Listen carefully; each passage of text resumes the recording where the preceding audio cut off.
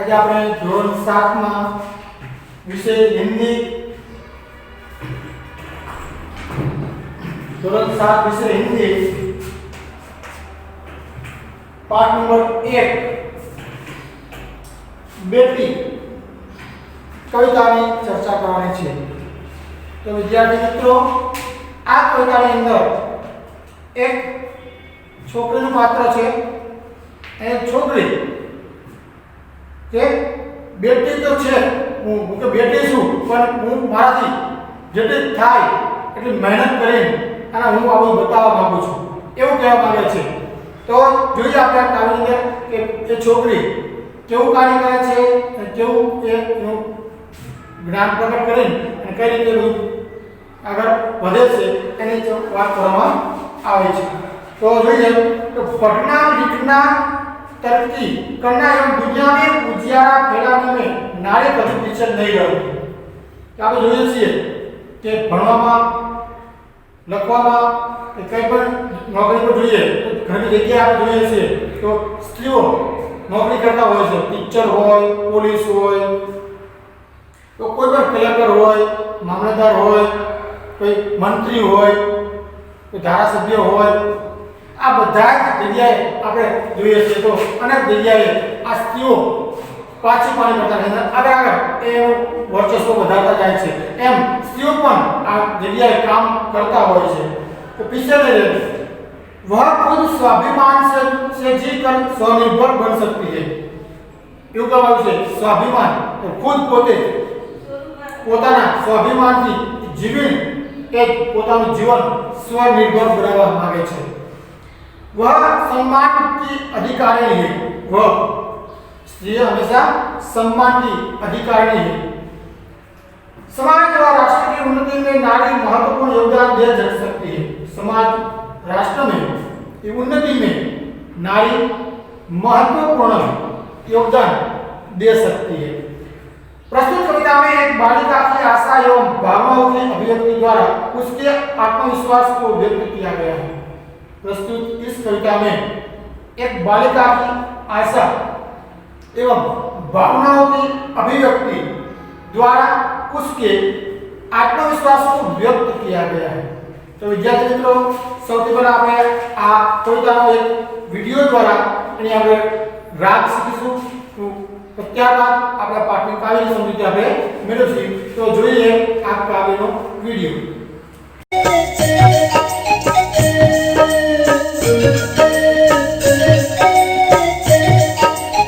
Thank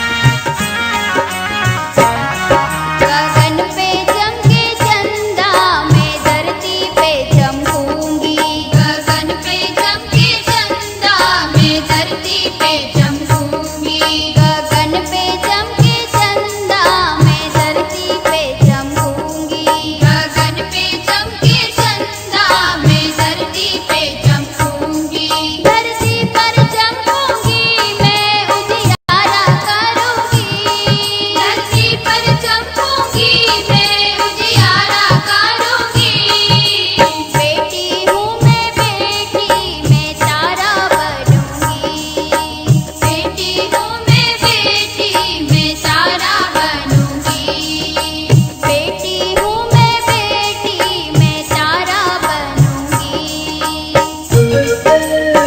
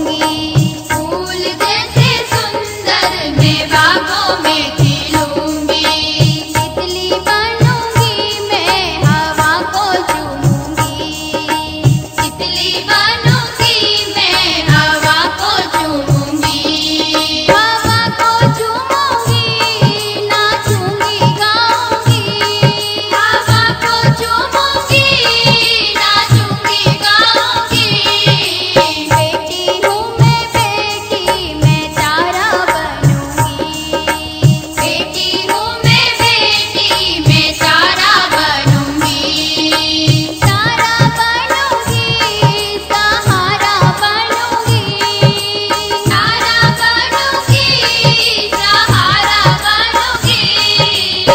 हूँ मैं तारा बनूंगी बेटी हूँ मैं तारा बनूंगी बेटी हूँ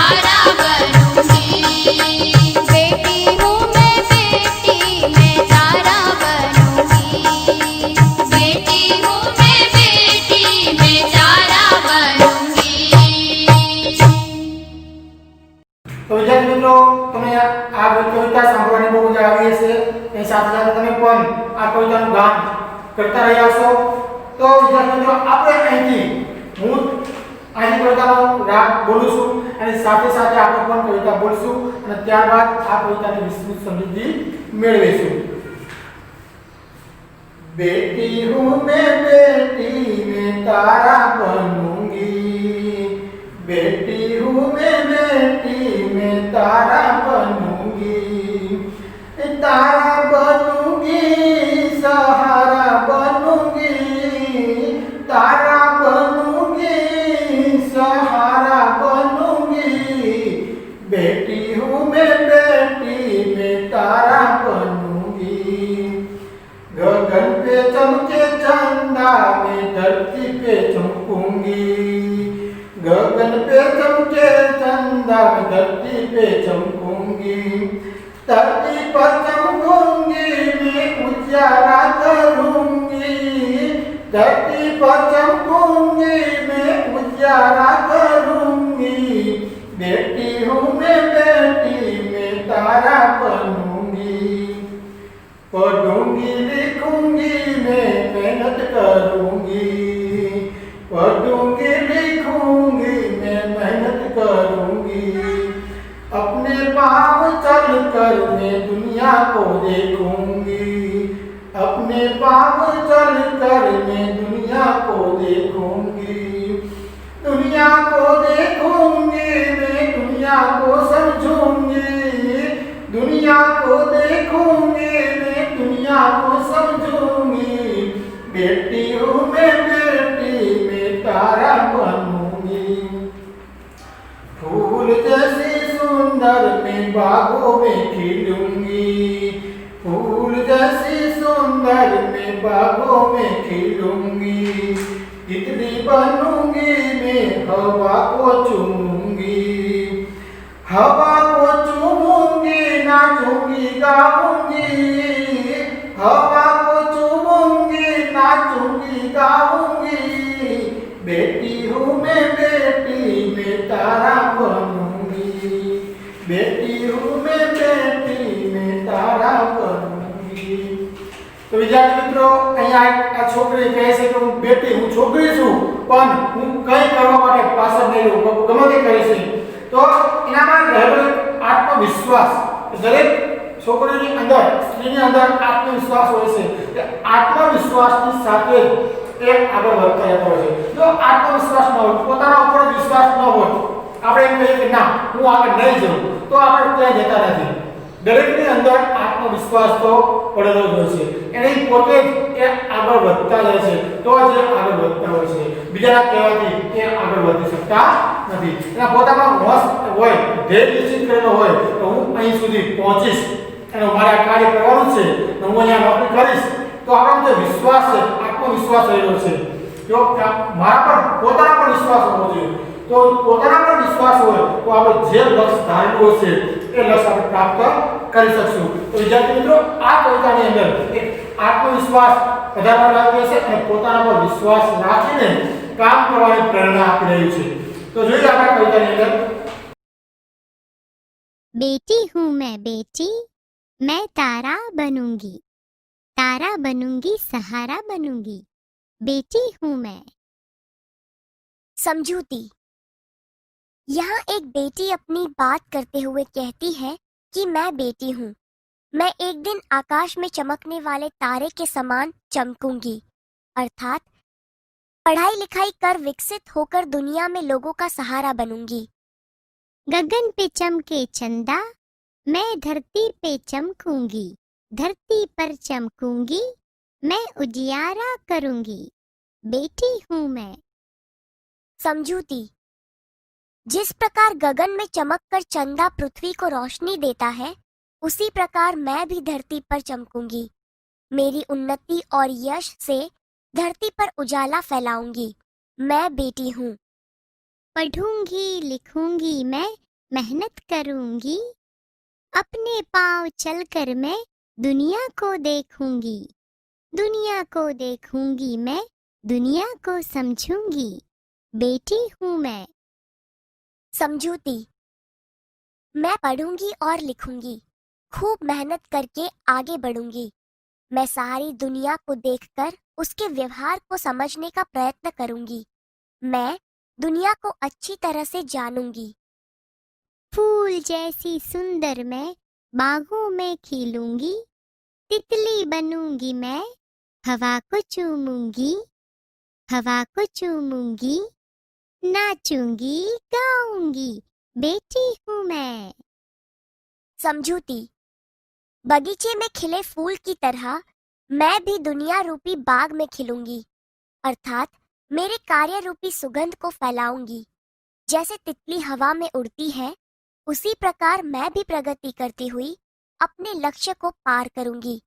मैं जीवन में विकसित होकर उच्च स्थान प्राप्त करूंगी। मैं खुशी से नाचूंगी और गीत गुनगुनाऊंगी। मैं एक बेटी हूँ। बेटी हूँ मैं तारा बनूंगी। तारा बनूंगी, सहारा बनूंगी। बेटी हूँ मैं बेटी तारा बनूंगी। કે હું તો એક છોકરી છું, બેટી એક છોકરી, કે હું છોકરી છું, मैं છોકરી છું, मैं तारा बनूंगी। હું तारा बनीश, એમ કહે છે। तारा बनूंगी, सहारा बनूंगी। तारा बनीश અને બીજાનો સહારા, સહારા આશ્રય, આધાર, બીજાનો આધાર પણ રાખીશ। गगन पे चमके चंदा, मैं धरती पे चमकूंगी। गगन गगन એટલે આકાશ, ન કે આકાશમાં જે ચાંદો ચમકી રહ્યો છે, मैं धरती पे चमकूंगी। હું આ ધરતી પર ચમકूंगी, ચમકીશ। હું આ ધરતી પર ચમકીશ ને આકાશ પર ચાંદો ચમકે, હું ધરતી પર चमकीश के। धरती पर चमकूंगी, मैं उजियारा करूंगी। धरती पर चमकीश और बधी जगह उजियारा, उजियारा એટલે उजियारा प्रकाश, बधी जगह प्रकाश फैलावीश के धरती ऊपर। बेटी हूँ मैं बेटी मैं तारा बनूंगी। हूँ छोकरी छू, हूँ तारा बनीश। पढ़ूंगी लिखूंगी, मैं मेहनत करूंगी। हूँ भणीश, लखीश અને ખૂબ જ सखत मेहनत पर करीश। अपने पाँव चलकर मैं दुनिया को देखूंगी। हूँ मारा पाँव जाते, हूँ मारा पग पर चालीने हूँ आ दुनिया ने बतावीश। दुनिया को देखूंगी, मैं दुनिया को समझूंगी। दुनिया ने बतावीश અને दुनिया ने हूँ समझावीश।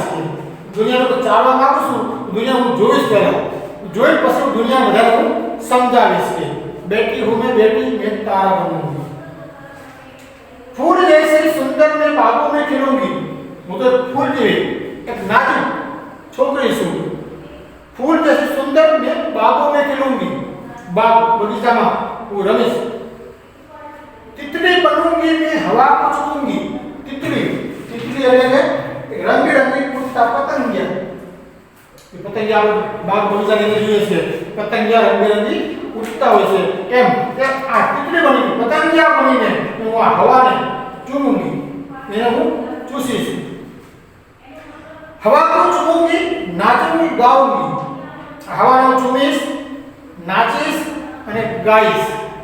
बेटी हूँ मैं बेटी मैं तारा बनूंगी।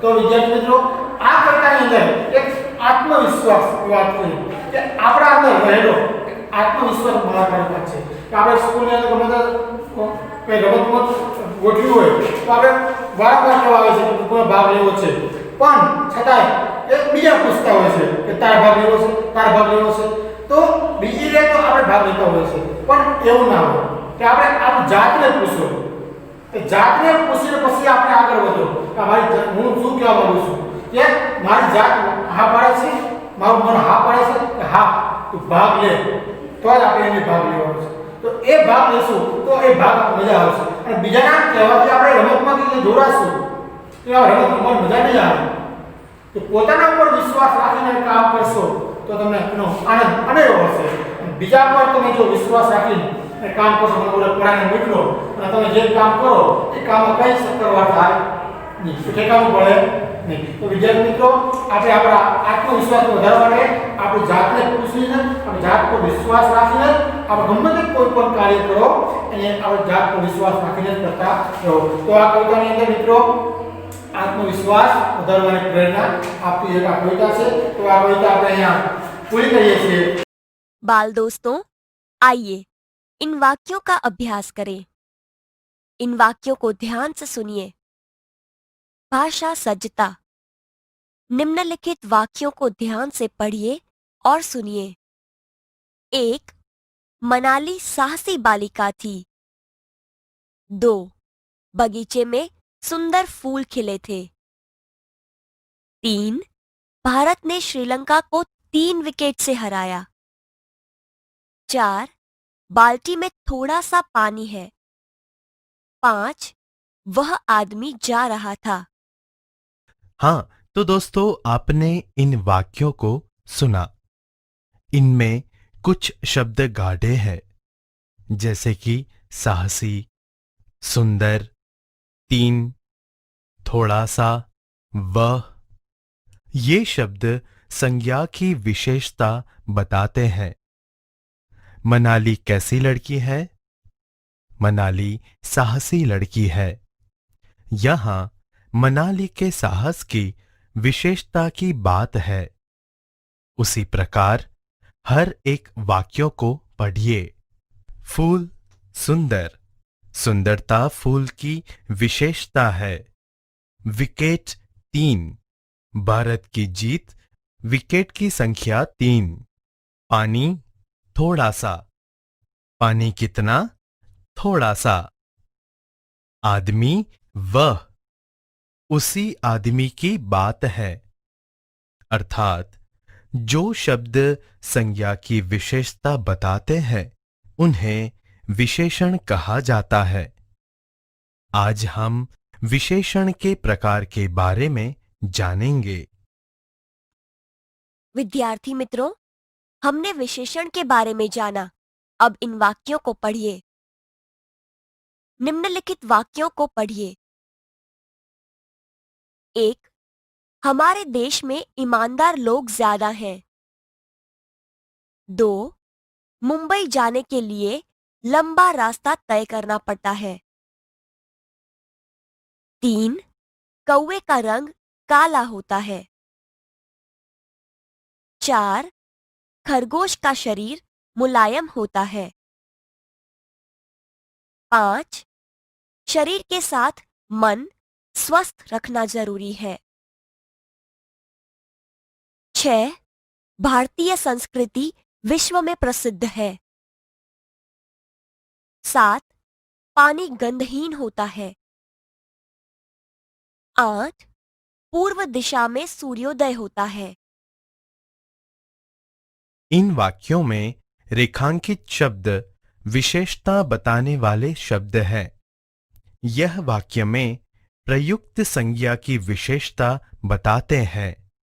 इन शब्दों का अभ्यास करें तो ईमानदार संज्ञा के गुण दोष बताता है.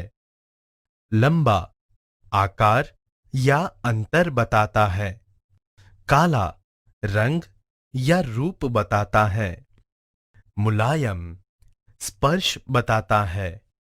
स्वस्थ दशा या अवस्था बताता है. भारतीय स्थान देशकाल बताता है.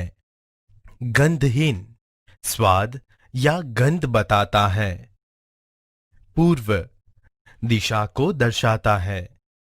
अर्थात जिस शब्द से संज्ञा के गुण, दोष, आकार, रंग, रूप, स्पर्श, दशा, अवस्था, स्थान, देश, काल, स्वाद, गंध और दिशा का बोध होता हो, उसे गुणवाचक विशेषण कहते हैं। इतना जानिए, गुणवाचक विशेषण संज्ञा या सर्वनाम शब्दों की निम्नलिखित विशेषताओं का बोध कराता है। 1. गुण, दोष: ईमानदार, बुद्धिमान, चतुर, योग्य, अच्छा, बुरा, बेईमान, दुष्ट, क्रूर, आलसी, अयोग्य, पापी आदि। 2. आकार: गोल, चौड़ा, लंबा, पतला, छोटा, मोटा, वर्गाकार, तिकोना आदि। 3. रंग, रूप: सफेद, काला, पीला, सांवला, गोरा, मैला, चमकीला आदि। 4. स्पर्श: कोमल, कठोर, खुरदरा, चिकना, मुलायम आदि। 5. दशा, अवस्था: स्वस्थ, कमजोर, बीमार, दुर्बल, रोगी, बूढ़ा, युवा आदि। 6. स्थान, देशकाल: ग्रामीण, प्राचीन, भारतीय, शहरी, जापानी, पंजाबी आदि। 7. स्वाद, गंध: मीठा, खट्टा, चटपटा, कड़वा, फीका, तीखा आदि। 8. दिशा: पूर्व, पश्चिम, उत्तर, दक्षिण आदि। मित्रों, अब इन वाक्यों को ध्यान से पढ़िए और सुनिए। निम्नलिखित वाक्यों को पढ़िए। 1. प्रयाग 3 नदियों का संगम स्थान है। 2. आज केवल आधा लीटर दूध चाहिए। 3. गौरव तीसरी कक्षा में पढ़ता है। 4. सचिन वनडे में दोहरा शतक लगा चुके हैं। 5. हमारे देश की चारों दिशा रक्षित है। यहाँ हर एक वाक्य में किसी न किसी संख्या का बोध होता है, जैसे कि नदियां 3, जो संख्या दर्शाता है। दूध आधा लीटर, जो मात्रा दर्शाता है। कक्षा तीसरी, जो क्रम दर्शाता है। शतक दोहरा, जो आवृत्ति दर्शाता है। दिशा चारों, जो समूह दर्शाता है। इससे वह पता चलता है कि जो शब्द वस्तु की निश्चित संख्या का बोध करते हैं, उसे निश्चित संख्यावाचक विशेषण कहते हैं। विद्यार्थी मित्रों, इन वाक्यों को पढ़िए। निम्नलिखित वाक्यों को पढ़िए। 1. कई लोग नर्मदा की परिक्रमा करते हैं। 2. कुछ लोगों ने पर्यावरण बचाने का बीड़ा उठाया है। 3. ज्यादा लोग बैठने से नाव उलट गई। इन वाक्यों में आपने देखा कि रेखांकित शब्द संख्या का बोध करता है, किंतु संख्या निश्चित पता नहीं चलती। अतः जिन शब्दों से वस्तु की निश्चित संख्या का बोध न हो, उसे अनिश्चित संख्यावाचक विशेषण कहते हैं। इतना जानिए। निश्चित संख्यावाचक विशेषण के कुछ अन्य भेद इस प्रकार से है। 1. पूर्णांक बोधक: 1, 3, 9, 1000 आदि। 2. अपूर्णांक बोधक आधा, पाव, डेढ़, पौना, ढाई आदि। 3. क्रमवाचक पहला, दूसरा, तीसरा, चौथा आदि। 4. आवृत्तिवाचक दुगुना, चौगुना, इखरा, दुहरा आदि। 5. समूहवाचक दोनों, तीनों, चारों आदि। તો હવે આપણે એના સ્વાધ્યાયના જે પ્રશ્નો છે એ આપણે આપણી મારી નોટબુક આ દ્વિતીય સત્રની બીજી આવશે એની અંદર આખી સારા અક્ષર લખવાના છે, સારા અક્ષર પ્રશ્નો જવાબ લખી અને તૈયાર કરવાના છે અને એકવાર આ કાવ્ય ગૃહ કાર્યમાં નોટમાં લખી અને તૈયાર કરવાનું છે। આ પરીક્ષાની અંદર પણ આ કાવ્ય પંક્તિની અંદર પૂછાઈ શકે છે। તો વિદ્યાર્થી મિત્રો આપણે એ આ કાવ્ય પૂછાય તો આપણે સહેલાઈથી તેને લખી શકીએ છીએ। તો વિદ્યાર્થી મિત્રો હવે આપણે કાવ્ય પૂરું કરશું। તો હવે નવી મારી નોટબુક આવે ત્યારે આપણે એના વિડીયો પર આપણે આવશે વિડીયો અપલોડ વિડીયો જોતા રહેજો। વિડીયો જોઈ અને આ મારી નોટબુકની અંદર સારા અક્ષરે આના પ્રશ્નોના જવાબ લખી અને તૈયાર કરવાના છે। એકવાર આ કાવ્ય લખીને તૈયાર કરવાનું છે। તો વિદ્યાર્થી મિત્રો તો ફરી વાર મળશું આપણે બીજા પેજમાં। આભાર।